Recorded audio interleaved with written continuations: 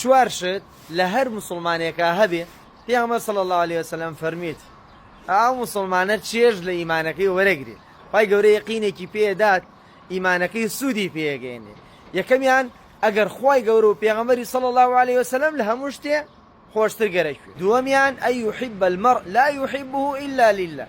دەوروبەر و نزیکەکانی خۆش گەرەکە هەرچەند ڕەنگە کەسانێکی باشش نەبن بەس لەبەر خی پەروەردگار و سێمیان ئەفەرمێ ئەگەر بێت و کەسێک زۆر ڕقی لە کوفر بێ وەکو چۆن ڕقی یالەوەیەکێک پاڵی ناوبی خاتە ناو ئاگرێک و ئاوە ڕقیا لە کوفرە هەمیشە هەڵوێ سێبێ خی ئەوەنە خۆش گەرەک هەر کەسێک لە مەجلسێکا لێرە و لەوێ قسەیە بک کوفرێ بکە مەزادی چێکەچێ ئاعسابی ئەیگرێ هەتا وەکو ئەو مەجلسە جێنێڵێ هەست بە ئیسراحەتی ناکەم چوارەم و کۆتاییان ڕەسوڵ الله صلی الله عليه وسلم فەرمێ ذاق طعم الإيمان بەڕاستی ئەو مسلمانە ئەو ئیماندارە چێژی لە ئیمانی وەرگرتووە کە رضي بالله ربا وبالإسلام دينا وبمحمد صلى الله عليه وسلم نبيا ئەو کەسەی کە ڕازیە بە پەروەردگاری بەوەی ئیسلامیش دینی بێ و محەممەدی صلى الله عليه وسلم پەیامبەری بێ ئەم چوار خاڵەی کە باسم کرد ئەگەر بە جوانی ئیشی لێ بکەی ئینشاءڵڵە چێژ لە ئیمانەکەت وەرەگری لە سڵام قوبڵکە لە دۆکان